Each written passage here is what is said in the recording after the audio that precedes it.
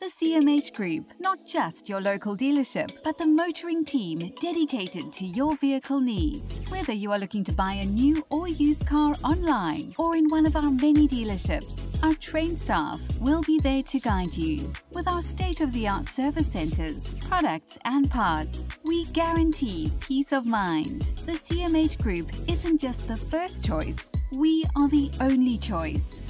Visit your local CMH Group dealers today. Anyways, what's up guys? The old gang back together again to wreak some havoc. Basically what we want to do today is just run through some Kings. We're a little bit late. We've had a few, I had a flooded shop that I had to deal with for a while. Well, that was this morning. But yeah, here we are with the boys. Roarke to my left is probably going to be your right, and the maestro John Danaher wearing Warren King, who literally walked out in a rashie, which was amazing. But yeah, what we want to do is just recap some of the highlights from Submission Kings. That's obviously winner takes all 2, which was the lightweights. Go through some of the techniques, have a little look down of what was good, what wasn't the greatest kind of thing, and Warren's going to give us a bit of insight onto submissions and their successes, and we're going to repeatedly look at Roarke's armbar to just show him where he went wrong. We're actually just coming here just to roast Roarke. That's all we're going to be doing. But yeah, I mean, in general, the event was from my side in the beginning, it was super hard. There was so many problems, like you guys know. There was people dropping off, dropping out, injuries, all sorts of things happening. I think you got a new formula for putting 8 people in a tournament. We started with 16. Start with 16 and then well, see who's how many there. of that original 8-man tournament ended up in the 8-man tournament? I completely lost count. So you lost Martino, you lost Matt, Matt, Gareth Lombard. Yeah, literally I can't even remember. There were some guys that you got on and lost before you could even announce that they were on. Yes. So there was a lot, but with that in mind, I think once the event was done, it was a pretty great event. Yeah. A lot of action, a lot of good jiu-jitsu, a few more ladies added to the card, which was always great. Yeah. Combat jiu-jitsu was pretty epic. As soon as the guys get a bit bigger, like into the heavyweights, the combat jiu-jitsu gets a bit more. Well, they start weighing the damage a bit more, right? Yeah, and you can hear it a little bit more as well. Jeez, I think at first when they started, they forgot that they could hit each other. Yeah. Then like Merrick hit once, and it was like, okay, it's on now. It's on now. Yeah. I think it was it Martin or Monique who shouted, "Hey, you guys can slap." Somebody let them know. But yeah, that was pretty cool to see. Obviously, Gary's been off for a long time, Merrick's been out for a long time, but both guys have great ability and hit the scales at well over 100 kilos, so that was always going to be exciting.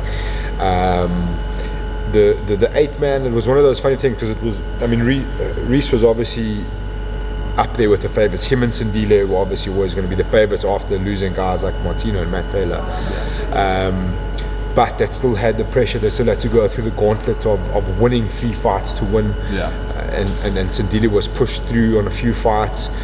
So it was an interesting setup, and it was quite open when it started, to be honest, because there'd been so many changes and so many other people had stepped in.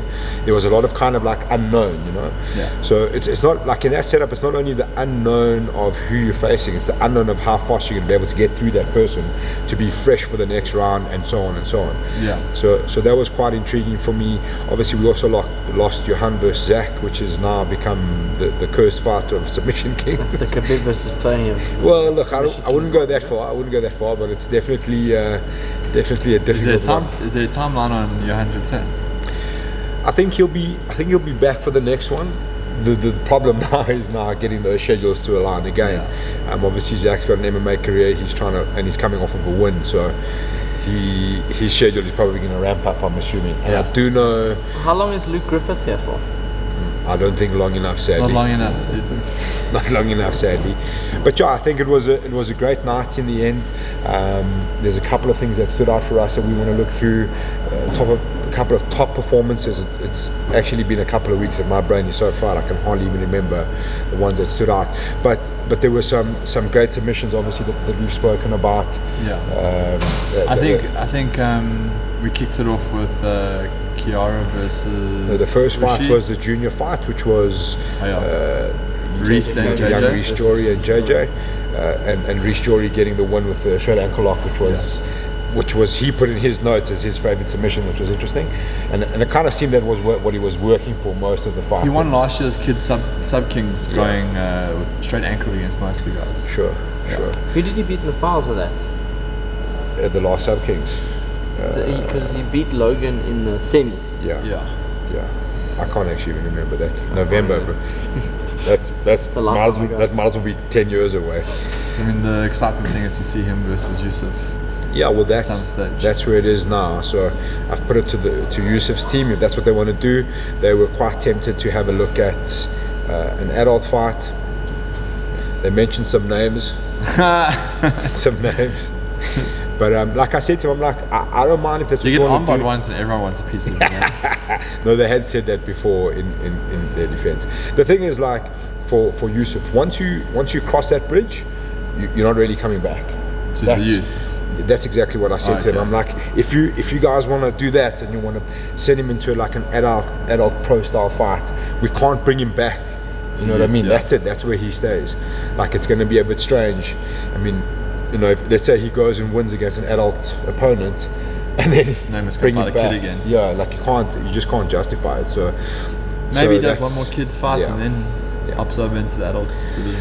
And then it was him and Reese fought at AJP. I think drifting. Sorry, I think Reese got DQ'd because he went for a leg lock, like landed on a leg lock. So it'd be interesting if it's all allowed. Yeah. Where that lands up. And then it was Kiara versus Sushi, which was a big one for me, and that's where we're going to carry on with that division into the next card. And Kiara she's got an ability to just stay in a fight no matter what, and she was kind of in control most of the fight. She had moments here and there. Interesting, she had to cut a phenomenal amount of weight to get down to that lightweight division. 70. Yeah, sure. Which was incredible. I didn't realize that, and I mean, she's tall, but she's obviously physically really lean, strong. Yeah, she's lean. She's not much like just shaded. Yeah, and then it was a great fight in the end. The two of them gave it everything, and Ushi obviously getting her blue belt was a special moment for us, and in the tournament to see those kind of things happen. And we moved on to Mark Selos versus a late entry for Mark, which was Alan Cliff, who's just all of a sudden. I think that was like a step up in opponent. Actually. Yeah, big step up. And no disrespect to Adam, but I mean, Alan's full-time thing is like he has a business or whatever. But I'm saying he just focuses on jiu-jitsu, and he has done that for the last 10 years or whatever. And obviously he's got a bit of a bug that's bitten him, and he just wants to compete. I mean, obviously the last weekend he goes out and takes the absolute title. Yeah, but he had lost in his division, and then I think that just sparked him, and he was like on a mission from there, and just ran through Oaks in the absolute. So obviously Alan is back with a vengeance, Mark had even said he had prepared for the famous spaghetti jitsu of Adam Speechley, and then got the tornadoes subbed in 5 weeks. So it was a bit of a big change for him. But he put on a good show. He had his moments. You could see he was like struggling with the pace that Alan was putting on him. Yeah. He was like trying to catch breath and have little rest moments, and Alan just wasn't allowing it. So that was a cool. It's also like experience. For sure. Alan's been doing this for a lot longer than Mark, so like strategically had a much better strategy. Yeah. Hellfire. He just went with the Hellfire, and then it started to get into the 8-man, and so the car started to develop. So which was the first one? We want to look at a couple of submissions. So I think the first submission would have been Sandile had a nice Peruvian necktie on Gift Walker, which we can break down. I thought, because it wasn't quite a conventional Peruvian finish. I think that in the first round of 8-man, that was probably the highlight. Did Reese hit the DAS in the first round or second round of the 8-man? Second round, right? Yeah, it was the second round, So then, because he had, who was that first round? He had Cedric in the first round. Yeah. Beautiful back take against Cedric. No, he finished him with a DAS. I'm sure there was a DAS. Yeah, that would have been in the first round. Yeah.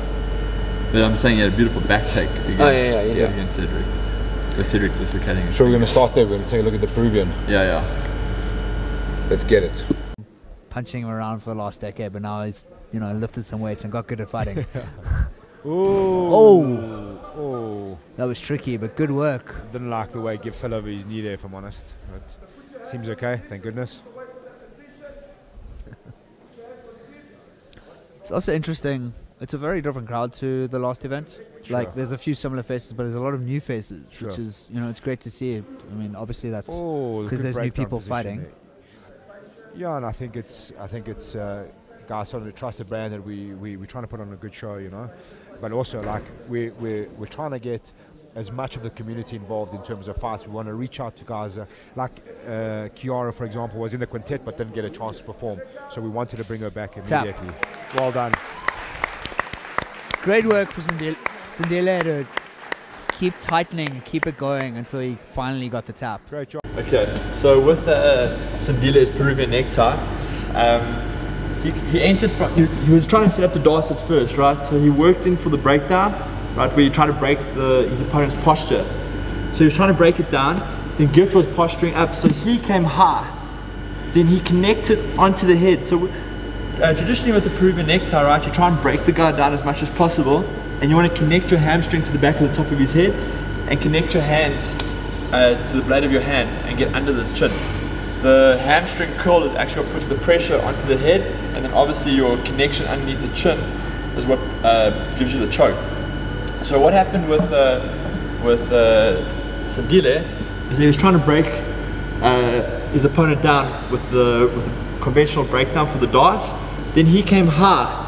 When he stepped over, he got his leg over his partner's head and then sat down, but he unfortunately couldn't get the second leg over, because ideally what he wanted to do was get the second leg over, curl with the hamstring, and then rotate up and pull up with the hands.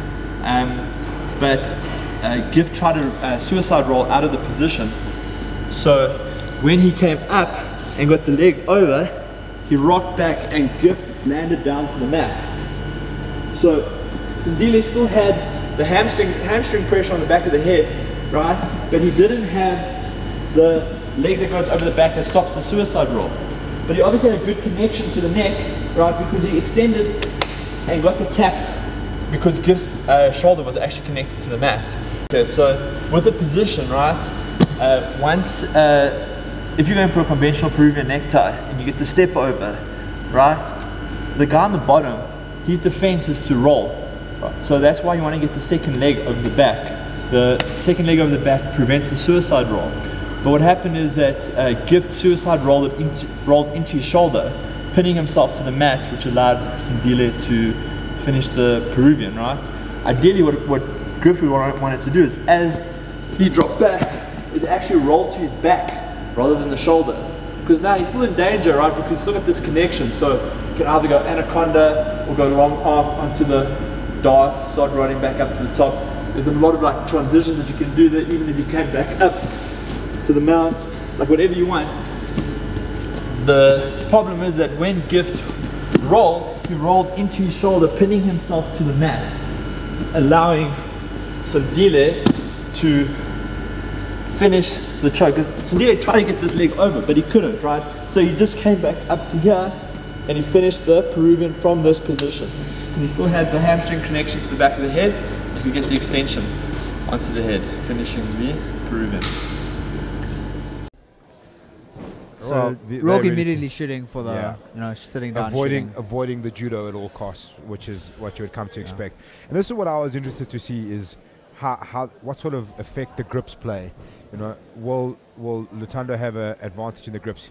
He's a strong guy, a super strong guy. Strong guy, and lots his of arm pressure. is in big Immediately trouble going for that already. armbar.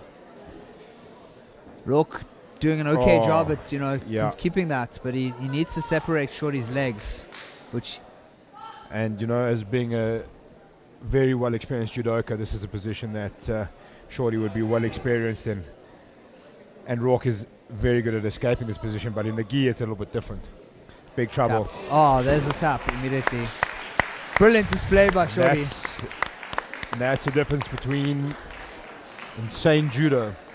Okay, with Roarke's armbar, what happened is that he was trying to obviously do the collar drag and work the collar, and didn't want to like get into the standing exchange with Lutando. So what happened though is he left his hand in the gi, so he caught the back of the lapel and Lutando had passed the guard already, right? So because the arm was still extended, he was still connecting to the gi instead of framing against the shoulders, Lutando got a deep grip around the arm, right? And stepped around to the far side. He didn't go shin in. Normally the guys will go shin in on this side and start extending the arm and get the leg over later. He actually, because his limbs are a little bit shorter, it was quite easy for him to hop over and get onto the arm. He then went like pocket pressure, and then Roarke had the S grip to try and defend. So Roarke was trying to put his transfer Lutando's leg into his guard, which would then obviously take that one connection away and then transfer the leg over the head to escape. But Lutando had such a nice strong connection with his feet underneath the elbow that he could just take his time. So you could even hear his corner saying, you can just take your time with it, right? Because he went pocket pressure with his hand, turn. He went pocket pressure with his hand and started extending. Now once the hands go past the knee line, right, it's very difficult to keep this connection together, right? Because there's a lot of pressure on the shoulder. So from there, he fed through, elbow deep, and got to his shoulder. I think he may have put his hand in his gi or just connected to his gi, and then got the break. Once you hear, because he's got such a strong control on the shoulders, right, and he's got such a strong control on the hand, right, it doesn't matter if Roarke tried the hitchhiker escape or anything, right, there was no ways he's going to actually get this away. So Roarke was trying to control the positioning of the thumb, right, because obviously Lutando needed the position of the thumb to be perpendicular to the chest, right. Doesn't matter like what angle you're at, as long as the thumb's perpendicular you can get the pressure on the elbow, right. So he was trying to like control where the thumb went. So the first first couple of moments after the extension came, Roarke was trying to push this and then realized there's no way he's getting out of it, and Lutando finished the arm. Very slick setup from Lutando. Nicole Von Baker, who's on Team South Africa as an amateur for MMA, she won't go away easily. She's very aggressive, she's very strong, got a lot of heart. Very exciting matchup, and two girls that have come to know each other really. Monique already getting that armbar, or attempting the armbar. This is in super tight. Again, the crowd having flashbacks to when this was happening to Monique. She's not, her arm's bending at the elbow in the right way, so there's risk, but it's not. It's deep, but her arm's not extended completely just yet. And Nicole looks comfortable. It looks like it's slipping a little bit. But I think on that side it's bending really ugly that we can't see. Ooh. Nicole making faces. No, she tapped. Monique getting the tap. With Monique's armbar, because Nicole's comes from the MMA background, and we'd seen, obviously they fought each other a couple of times, we knew that she liked to come heavy on the collar tie, right? And we knew that she puts a lot of pressure onto the neck using this arm. So the whole game plan was to isolate the arm, right, and then pull into the arm bar. So originally how it was planned is just to do a conventional guard pull to arm bar, where we go shin in, right, we have step in, and I come with my shin across the hip line, and I transfer the head over. Then getting me to a shin in arm bar position, and then extending from here. But what happened is that somehow Monique ended up pulling full guard and almost using like a flower sweep motion to like enter onto the arm, right? So she was here, and as she dropped down, this leg stayed on the outside and got into the actual full guard position. Then she transferred onto the arm, and Nicole stood up and tried to stack her. But Monique had the extension already, and she was using the hamstring curl pretty well to control the head, right? So as Nicole was trying to pull the arm up and pressure down, Monique was staying on it and was actually starting to turn under her, right? And as she got past the legs, right, that's when she got the full extension on the arm and got the tap. So for this one, they clinched, right? She went heavy on the outside bicep, on the outside with the bicep, and pulling down, and then sat and pulled into the arm, into the guard, right? And from there transferred the leg over the head, and got straight onto the joystick control on the thumb, right? So because she has such a strong hamstring curl, when Nicole pulled up, she kind of went with her the entire time, right? And the worst thing to do in an arm bar like this is to actually pull your arm out of the guard position, because it actually gets the extension. And because of the extension submission, right, that's like you want to be doing the opposite. She actually wants to be stacking into her, using compression to stop the submission.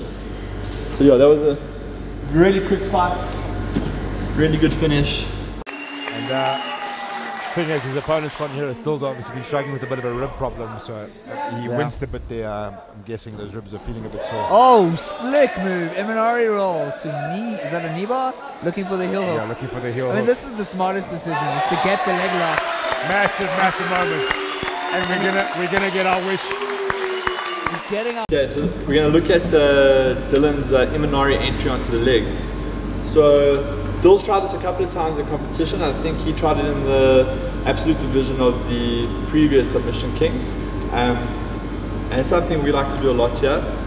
So basically what happens is the attacker like enters onto the leg unconventionally by like dropping down to the mat, getting onto the back of the heel, rotating under, elevating their hips up to their partner's hips, and then getting in onto the inside Ashi position. Usually this momentum then drops the opponent to the hip, which is what you want for the heel hook, and then you can start entering onto the heel. So with that entry, often what we like to do is see which leg is forward. So let's say Roarke's right leg is forward. Like to fake a couple of the ankle taps, right? And start getting a read on like how they're going to react to me dropping down to the legs like that. So once I see a consistency of them pulling that leg back, then I can start making a decision on how to attack this leg, okay? Because that's the leg that's left behind. So as I enter, I shoot for this one, he pulls that leg back, and I immediately drop and connect to the back of the Achilles. From here, I can invert over, elevate my hips higher than the knee line. A lot of guys, they don't elevate their hips on the entry, so they'll end up connecting below the knee, which means the leg lock's already gone, right? So you need to elevate, get the clamp, drop the guy down to one hip, right? I personally like to do the foot stomp, so foot on foot, and then get the leg pinch, okay? From there now, I can start weaving into the leg lock. I never want to like base on my elbow, right? Because if I base on my elbow, it's very difficult to get the rotation onto the heel. So once I've entered the inside Ashi position, I like to get onto my shoulder and scoop the heel.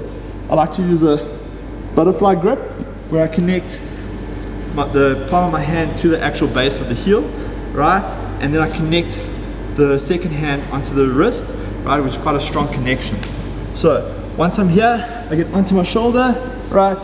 Connect to the heel, get the butterfly grip, my legs pinch together, right? Because I need a connection to the hip, right? And then I get the rotation on the heel to finish the leg lock. So one more time with the Imanari. So I'm here, I shoot, boom, he pulls the leg back, I invert, get up onto the hip, break him down to one hip. Get up, right? If the heel's already rotated, it's easy. I can just get straight into the heel, get onto my shoulder and finish, right? But if he rotates the foot, so just come around a bit. As I enter here, he starts rotating the foot down. Now I'm gonna need to get onto my shoulder and I need to start fishing the heel. Once I've latched onto the heel and I've got my hip connection, I can now start extending for the heel hook. So in the quintet, we saw a lot of nice entries onto the legs, but then the guys were really battling to like get that last bit of leverage to finish the heel hooks, right? And everyone was wondering what was wrong with the grips and whatever, and it didn't have a lot to do with the grips. It actually had a lot to do with the connection that they had with their legs to their opponent's hips. So with any like submission, right, I think a lot of those attacks came from like a 50-50 position, right? With any submission, whether it's a leg lock or a arm lock, you need two points of connection to the limb, right? So with the leg, I need to connect to the hip, which isolates the hip. I need to connect to the ankle, which then allows me to manipulate the ankle, and ultimately having those two elements together is what gives you the break on the knee, right? So when a lot of the guys were going for the heel on the 50-50, the guys were connecting with a more conventional grip, palm to palm, right? I think some of them had the back of palm to underside of palm grip, right? And they were getting this rotation on the leg, but they were like dangling their legs over their opponent's hip. So as they were rotating the heel, their partner's hip was also managing to rotate at the same time, which is what was making it so difficult for them to get the final bit of leverage to submit the guy. Had there been a strong connection to the hip, right, where my partner's hip wasn't able to actually rotate, and then I start rotating the heel, right, that's actually what gives the break on the knee. So with the 50-50, I don't really like the guys going like with the triangle, because there's quite a lot of space with the triangle unless you've got shorter limbs. I like them to also do like a stomp method and pinch their legs together, right? When I say guys, like the guys that at the comps that we corner in that. And I always like to go on the butterfly grip. But even on a conventional grip, right, however you want to do the grip, it makes no difference, right, is that what's very important is to get this connection to the hip, right? Once you got the connection to the hip, then you can worry about rotating the heel. But in the absence of the connection to the hip, it's going to be very difficult to submit this guy, right? For me, the moment I get to the heel, I establish my grips, and before I do anything on the heel, I start establishing a strong connection to the hip. Okay, so you can see here, there's not even much travel on the heel, and there's already torque on Roarke's knee. So get here, nice strong connection to the outside of the hip, and rotate. Likewise with inside Ashley, right? If my legs are loose over here, and I'm trying to heel hook Roarke, he can just keep rotating his hips and rotating out of the position, right? But the moment I get a strong connection to the upper part of the leg, being the hip and that, by pinching my legs together, right? Now when I rotate, that hip's not going anywhere, you can't rotate it out, right? So from here, I get here and get the extension fairly simply. So I think a lot of those matches would have been a lot shorter had the guys got a stronger connection to the hip, which would have allowed them to get that extra bit of leverage to finish the heel hooks. Those are some great breakdowns of how everything went down. It's interesting to see how like the leg locks are featuring quite a lot, yeah, but they're also not like a main focus of guys. I think in the welterweight 8-man there was probably a little bit more emphasis on it, so you had a few more leg lock type players, guys like Jordan. Dylan was in there. Yeah. I don't know if we can call Dylan a leg lock player. He definitely likes it, but I feel like he's getting drawn into that game, and that's how it goes. This one was slightly different. I feel like there was a couple more MMA based kind of guys, so the game was a bit different. What was interesting for me on the MMA guys like Ray, Cedric, Gift, is that we didn't see a lot of like emphasis on wrestling. Like the guys weren't really trying to wrestle maybe as much as they could have, you know. Yeah. Which they could have used to their advantage, especially in that sort of setup. You know, like get heavy, get on top, stay on top, run down the clock, get into overtime, and then it's kind of anyone's sort of game. This is one thing I wanted to ask you guys about. Like, how important is overtime strategy in that sort of setup, in 8-man specifically, because you're going to be a bit tired. Let's say you go into the second round, you've had a full 10 minutes in overtime. How important does the strategy become specifically for overtime, and when do you start to accept that now's the time you need to start recovering but still staying safe in the fight? Yeah, it's a difficult one, right? Because you don't want to like play all your cards out in the first round, and obviously we had one guy in the 8-man being Ray, and I think it backfired a little bit for us in round 2 because Ray had done 10 minutes plus overtime, so they'd kind of seen like our overtime strategy, you know. They knew what we were trying to establish in the overtime in terms of like lower body connection, upper body connection, how we were trying to play the round out. Well, if you watch that one, Sandile went didn't even bother to go neck protection. He went immediately to the feet. Yeah, so you'd seen Ray's previous one. So that's what I was going to get to, is that in round 1 Ray obviously used the body triangle as the lower body connection, and then held it out for quite a bit of the round, and then started looking for a submission towards the end of the minute, right? Because we knew right time is so important in EBR. So because I think they'd seen that in Chris is quite a experienced coach, when it got to Ray going overtime with Sandile, Sandile knew that the key to like the escape was actually to not allow Ray to establish the body triangle. Sure. So he did what some people would consider a complete no-no in jiu-jitsu, right? Where you're using both your hands to attack the lower body rather than protecting yourself against the choke. Because ideally you don't want both your hands separated from your neck, because that's when, obviously the opportunity for the guy to go for the choke. So what Sindile did, and it was actually the right call in that situation, is that he stopped Ray from getting the lower body connection, and then didn't mind that Ray got onto his neck, because all he was focused on was getting his hips over Ray's legs to start getting the escape. And then obviously rolled the dice that he wasn't going to get submitted. So yeah, I think in like a tournament like that, you want to try and get the first match done as quickly as possible, and only leave those overtime moments for later in the tournament. The problem with overtime, it's a shit shoot, right? Like if you make one mistake and the guy escapes in 10 seconds, that's pretty much the end of your fight. I mean, it's very difficult to, you know, like if the guy knows he has to hold on to you for 10 seconds to win a match, it's very difficult to counter that, you know. So yeah, it's been interesting watching how those strategies come about.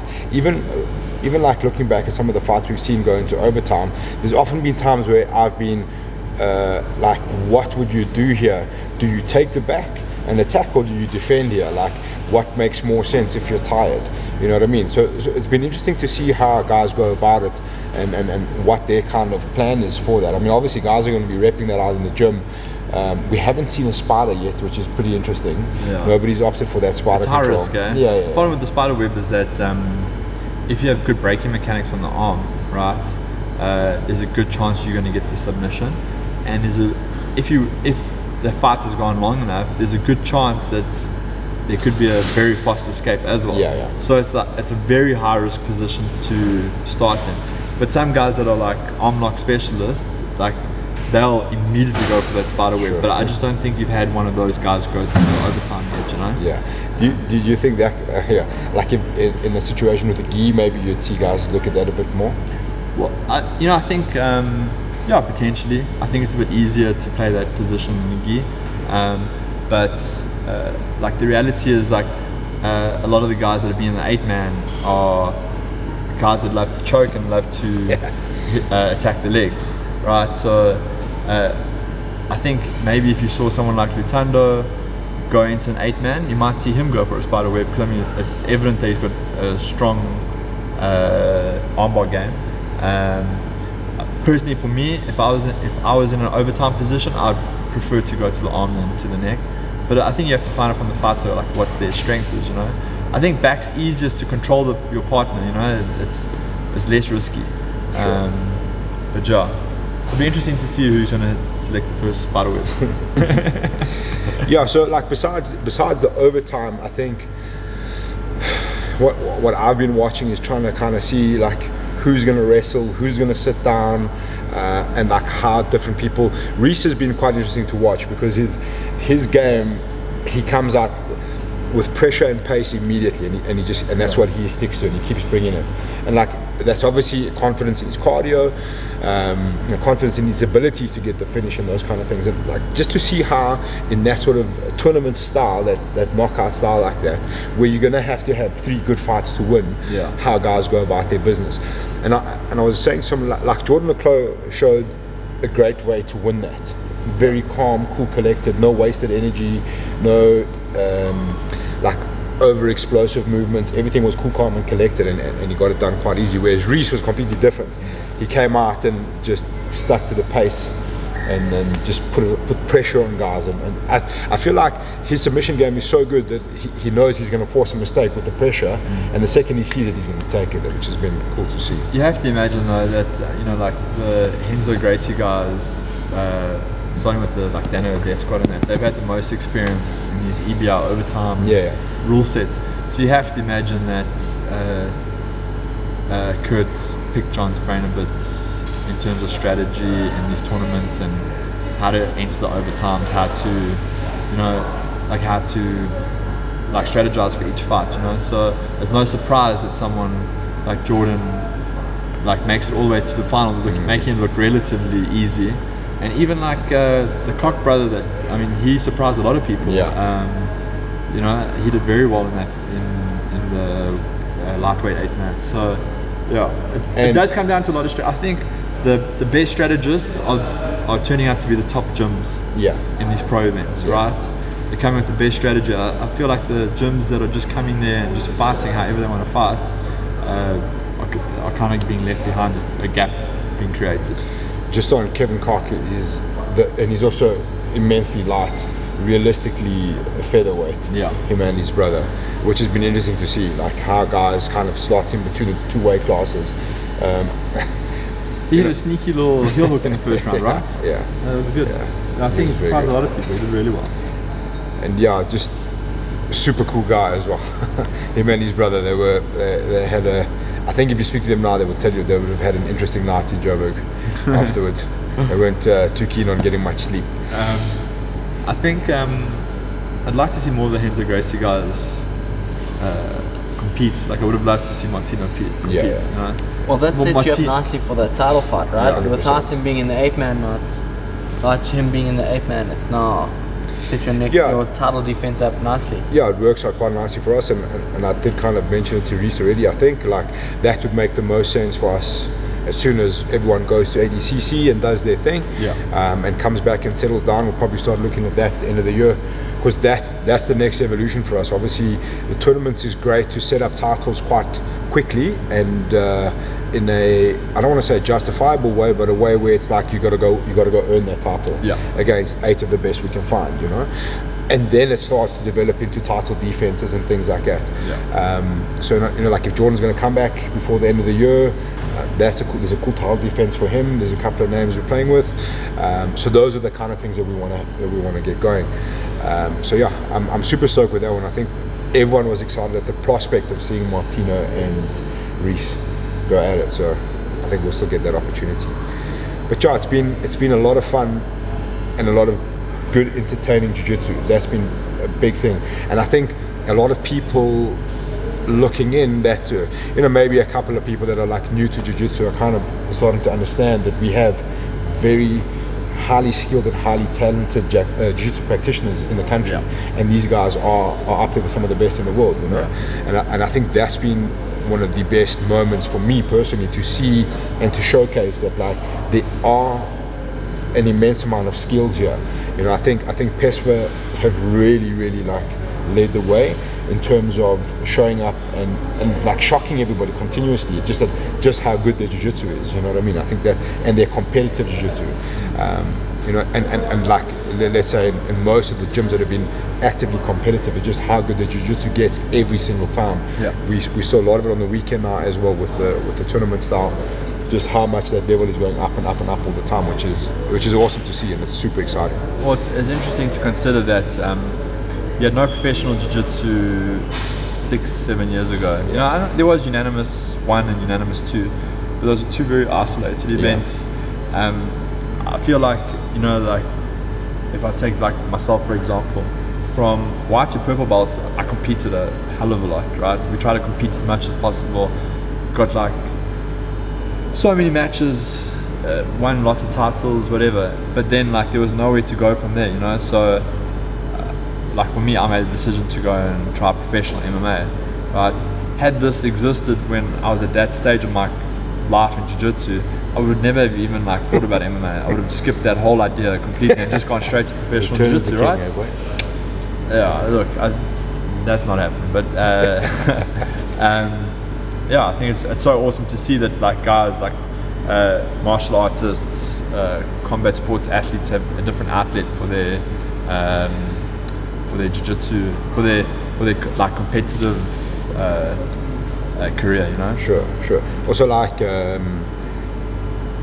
almost like in a sense a justification for all of the work. Yeah. You know what I mean? That's a big one for me too.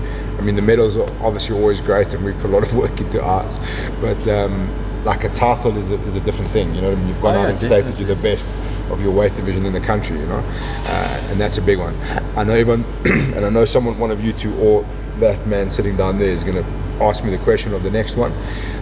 So what I know so far, 08 July, we're working on a new venue, which is a very exciting venue, but it's not 100% done deal yet. I'm hoping to get some clarification on that very soon.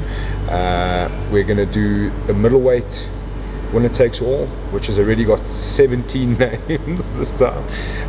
We're going to put on, hopefully, if all goes to plan, a ladies title fight, and then obviously there's going to be the same setup: youth, some standouts in the lower belt divisions, ladies, gi, combat, quintet. That's going to be the formula for now.